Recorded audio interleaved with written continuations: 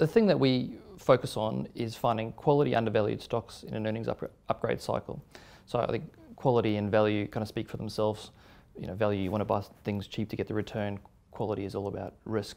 So then it comes down to why do we look at investing in stocks that have an earnings upgrade cycle?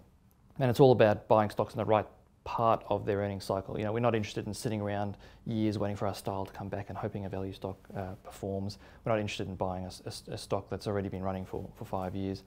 We're looking for stocks right in that sweet spot of their earnings cycle. And the reason we use upgrades is because earnings upgrades are serially correlated. That means there's usually more than one of them.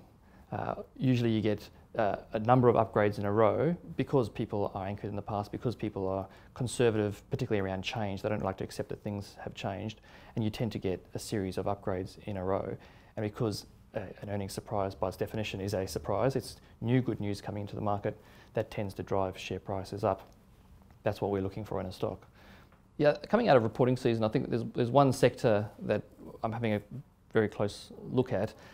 Interestingly, it came out of reporting season with reasonably poor results, but I think the market's actually starting to miss the main story here, and that's the insurance sector. And it's a sector that has, one thing has actually changed in the last 12 months for insurance, and that is the insurance pricing cycle has actually turned. And this is the first time it's turned in at least 5 or 6 years, if not longer. And the interesting thing about insurance stocks is that they've got very interesting accounting, whereby upside from pricing usually takes 12 to 18 months to actually come through to earnings. And so what we found at this earnings season is that people were disappointed in the earnings because they'd heard that pricing was going up, but it didn't actually come through the results.